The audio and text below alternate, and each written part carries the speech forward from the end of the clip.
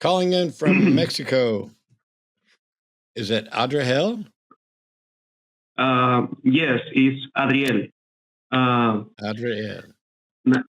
Yes, nice to meet you, Matt and Seth. Um, well, I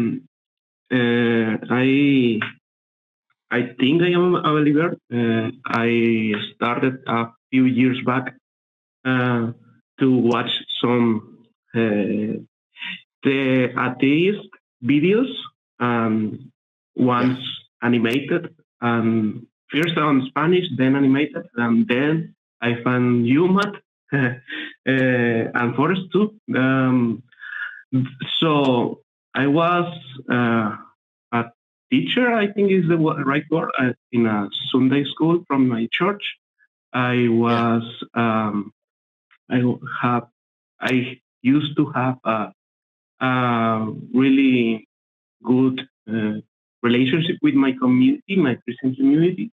And then I start to watch those videos, and you say you have not a good reason to believe what you believe. And I found myself in the same place. My reasoning wasn't that good. So I kinda was the part of, I think, the constructed was the word. So then I was rejected by my community, my family, and I divor- uh, divorced myself. I don't know how to say that one. I lost my marriage and my house, and I am living in a very, very not good house. And I watched your show. I kind of like it. I think I am still a believer, but I kind of like your show. And then I saw the title of this show is Life as a Believer Better. And I think if some time to call is now, because yes, I think my life as a believer was better than now. So yes, I think I value truth for about beliefs. Yes, and that's it. I So I may I may I don't know English very well, but I will do as much as I can to respond. no, it's fine. It's fine, Adryhel. So basically, what you're saying is you stopped believing, and your whole life fell apart. You lost your spouse, you lost your house, and now you're looking at it, and life was better as a believer. I appreciate the fact that you're calling in to say that, and that you listened to what the actual title for today's show was, because whether or not it's true, it's entirely possible that life as a believer could be better for some people. Is it going to be better for most people or everybody? That's, I guess, a broader question. So when you're saying that life is better, are there any aspects of your life as somebody who probably doesn't believe, that you would say are better, just not good enough? I'm sorry, I don't understand the question very well, but can you repeat that? Is there any part of your life that is better now? Well, some parts of my life are kind of better. I I think of my core, I am just the same, just with the believing part. I think because I think I am good. I think I have values and that thing. And mm, I think is I am still good. Mm, mm, and maybe mm, maybe the I am better because I don't I seek the truth as much as I can. Yeah. So don't worry about it. And it could be. I guess what I'm asking is life bad enough that you would, if you could, go back to being a believer just to make life better, or would you not do that if you had the choice? That's a tough one. So, uh, um, well, I when I start to stop believing, I didn't know how much I was going to lose. So I guess I I never figured out that I was going to lose my wife. So well, Christianity was part of my marriage, but I never think wonder of I was going to lose that one, and neither my house. So but I don't think I will because with my knowledge now is will that will be like putting closing my eyes to something. I don't know how to Yeah. explain that word, Oh no, I but think you explained it. is I think you explained it perfectly, because okay. there are some people who are going to find their way out of religion, and life's going to get better. My life is better in many ways than it was when I was a believer, but not in every way. And there are some people for whom it's not going to get better overall. I think the fact that you're saying it's not going to get better, but I still value the truth, and I value the honesty and the integrity enough that I will put up with the fact that it's worse. And I think the thing to remember, Adryhel, is that everything's going to keep changing.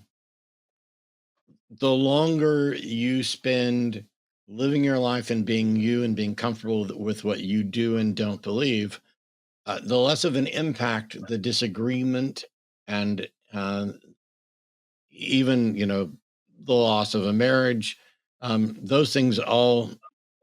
Hell, I lost a marriage, and I was married to an atheist. So I mean that can happen.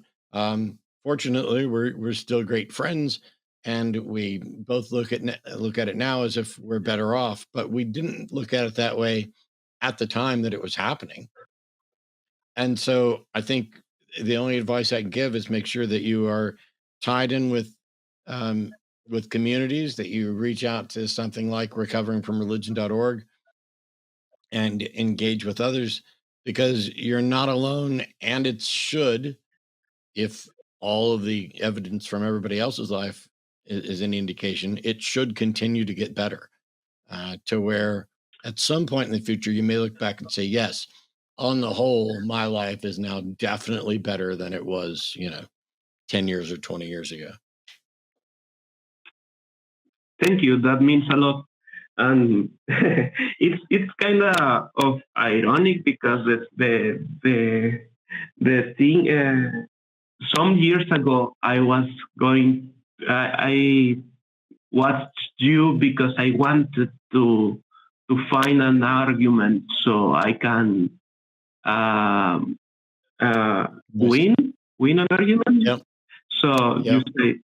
you say the cosmological argument, the Pascal bet argument. So I wrote that one. So I keep writing and watching your show was no, that's not good enough. That's not good enough. The first uh, motor engine, no, that's good, not good enough. And then, well, I don't have any. I don't have any more. Yep.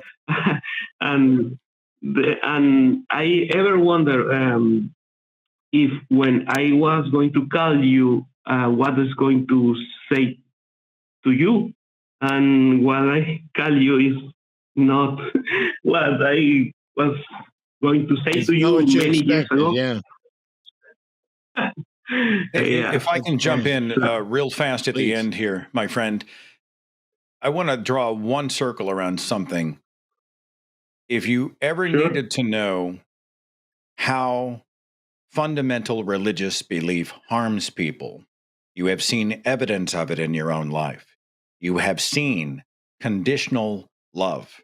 You have disagreed on theology, still the same person on a journey trying to live truthfully. You're still good, but you were honest with people and said, I don't think I buy this anymore. And as soon as they heard you not validate them, as soon as they heard criticism, disagreement, difference, they left, they cut you off, they severed ties, and you paid the price for that. Well, one thing you can take away is you now have firsthand evidence of how those who say religion unites, well, it unites people of agreement. It unites tribes in groups, clubs, members only atmospheres. But fundamental religions, theistic religions, certainly, mostly they divide. It's us versus them. And when you dared to disagree and try to live with integrity, you became them. And I think that alone should show you why it's important to stand apart and stand against those bad ideas, because they splinter people. They cause people to cut other people off, and you've been a victim of that. But the gift that you gave yourself was a life of integrity. So I'm sorry for your problems. I really am. And I don't mean to be dismissive about that, but being true to yourself is huge. And I think it's worth pursuing a life where you live with integrity. Okay. Thank you, Seth. It means a lot. I never thought that.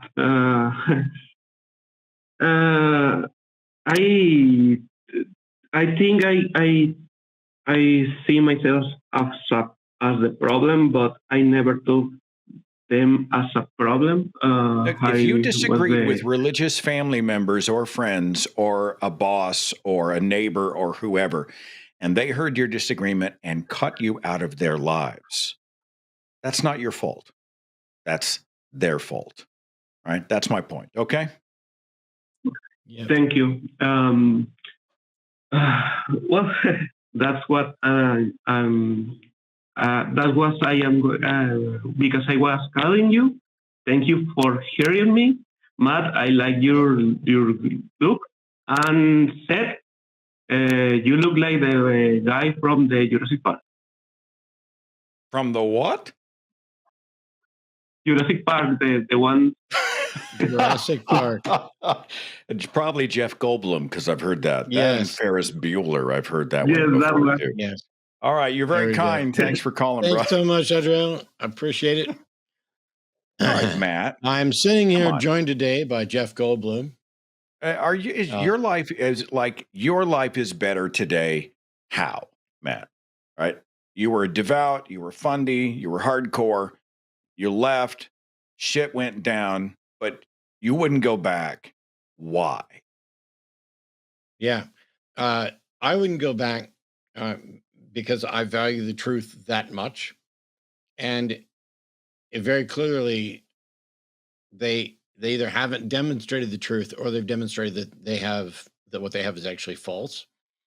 And so I don't have to get up and worship and genuflect and donate my time and my money to an organization that isn't tied to the truth. I can get up and give my time and money to organizations that do work towards the truth, that do work towards bettering people's lives, that advocate for principles that actually improve the lives of people here, rather than saying, "Oh, hey, you were born wrong. Don't worry. We'll figure it out in the next life if you do this and this and this," because it's the next life that matters. I get to focus on this life, the only one I know I'm going to get, and that gets to matter. Hey, if you liked that clip, you'd love the whole thing. Hit like, subscribe, Yes. leave a comment, patreon.com/calltheline. That one sucked. Use it.